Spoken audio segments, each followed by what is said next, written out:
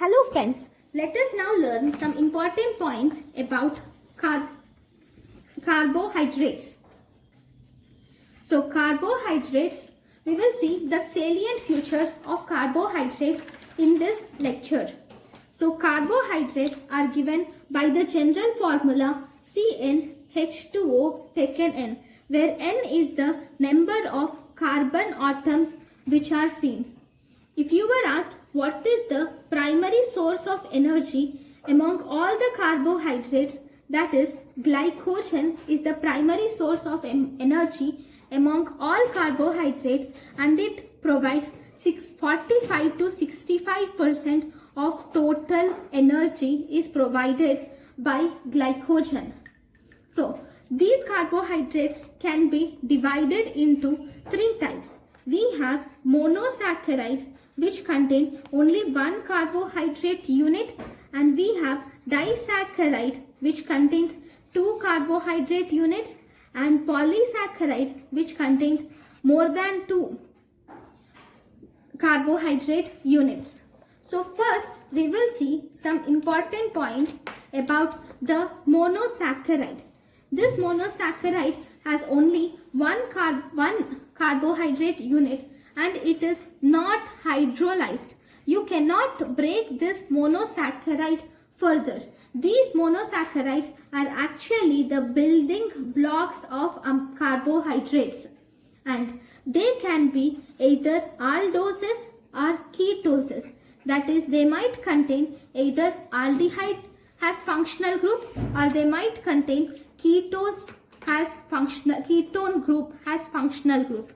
If they contain aldehyde group has functional group, we call it as aldoses, whereas it contains ketone group has functional group, then it is called ketoses. Then first we have trioses, which include glyceraldehyde and has aldose, whereas dihydroxy acetone phosphate has ketose. Then tetroses include erythrose has aldose and erythrulose has ketoses. Pentoses include ribose has aldose and ribulose has ketose. Then we have hexoses, which include pentose also includes xylose and xylulose. Then hexoses include glucose, galactose, mannose has aldoses, whereas fructose is a ketose which is a hexose.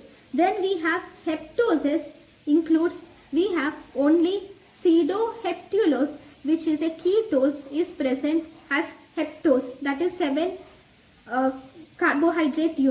7 carbon atoms. This is carbons, based on the carbons, right? Then we have 9 or nannose, which has 9 carbon atoms, and this include neuraminic acid. I'm not sure whether you get it or not. Here triose has 3 carbon atoms, tetrose has 4 carbon atoms, pentoses has 5 carbon atoms, and hexoses have 6 carbon atoms. Right. Fine. So if you see, we have said about the neuraminic acid. Then we can do N-acylation of neuraminic acid results in N-acyl or O-acyl derivative of neuraminic acid. This N-acyl or O-acyl derivative of neuraminic acid forms sialic acid. Okay, the predominant form of this sialic acid is N-acyl. Neuraminic acid is the predominant form of sialic acid. Right? Now, if you see, I have told you that the monosaccharides can exist as ring structures. So if you see the ring structure of monosaccharide, if it contains 6-sided ring, then we call it as pyranose ring. The 6-sided ring form of monosaccharide is called as pyranose ring. If it contains a 5-sided ring form of monosaccharides is called as furanose ring.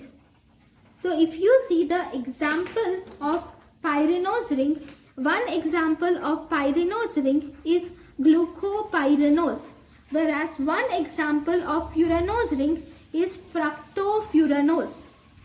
Is one example of furanose ring. Okay. Then,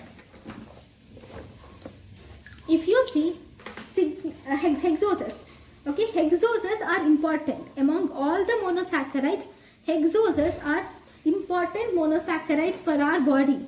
So if you see glucose, okay, this glucose is the major sugar of our body. It is dextrorotatory. It is the universal fuel, especially for the fetus. If you see, for fetus only utilizes glucose, and RBCs also utilizes glucose alone. In all the other tissues in our body, like brain, corneal membrane, cornea, and if you see the retina, RBC and testis also use glucose as the major source of energy. Then after glucose, we also have galactose. This galactose is actually a constituent of lactose. It is a constituent of lactose. So this galactose is synthesized in mammary glands for lactose synthesis. Then we have fructose. If you see this fructose, it is present in fruit juices. Any fruits, fruit juices, sugar cane, honey, all this contains fructose. In our body, fructose is present in seminal vesicles. We have fructose. In seminal fluid, we have fructose. Then the next monosaccharide which is important is mannose. Mannose is present mainly in plant mannans. So these are the monosaccharides which are present in our body. So thank you guys for watching my lecture. In the next class, we will learn about the disaccharides. Thank you.